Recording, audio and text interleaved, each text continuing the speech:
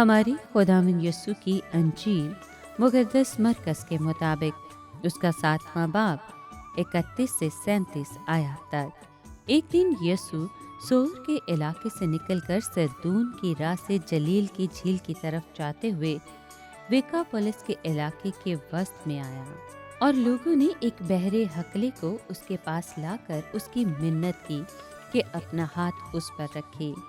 वो उसको हजूम में से अलग ले गया और अपनी उंगलियां उसके कानों में डालीं और लाभ लगाकर उसकी जुबान छुई और आसमान की तरफ नजर करके आह भरी और उससे कहा कि इफ्ता यानी खुल जा।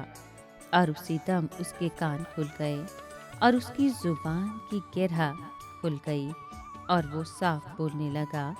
और उसने उन्हें हुक्म दिया कि किसी से ना कहें, लेकिन जितना वो उनको मना करता था उतना ही ज्यादा चर्चा करते रहे। और उन्होंने निहायत हैरान होकर कहा, उसने सब कुछ अच्छा किया। वो बहरों को सुनने और गूंगों को बोलने की ताकत देता है।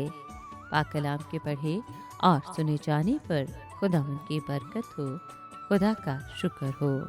अजीज दोस्तों, बहरा रोम के साहिल से खुदावंद जलील की झील के मशरकी किनारे पर वापस आया।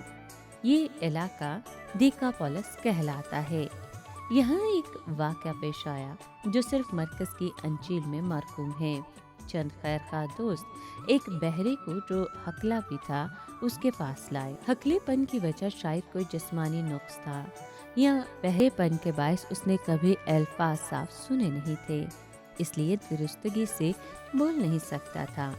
कुछ भी हो, वो एक गुनाहगार की तस्वीर पेश करता है जो खुदा की आवाज़ सुनने को बहरा है और इसी बायस दूसरों को खुदा के बारे में बताने से कासिर रहता है।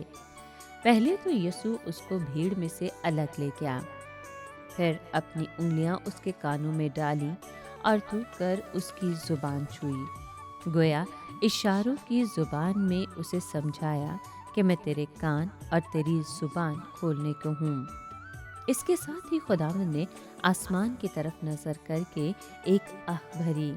इससे जाहिर करना मकसूद था कि मेरी कुदरत खुदा की तरफ से है। आह जाहिर करती है कि मुझे गुनाह के बायस इंसान के दुख और मुसीबत का गम है।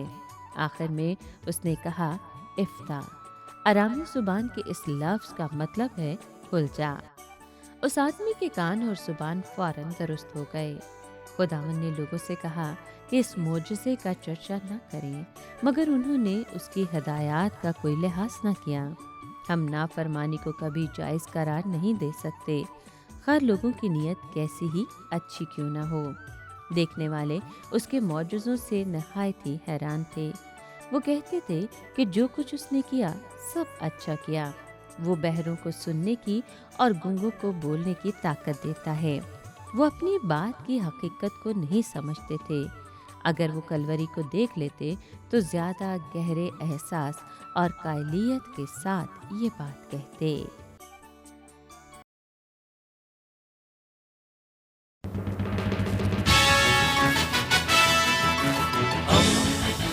दोस्ती का पैगंबर, रेडियो वेरितास एशिया।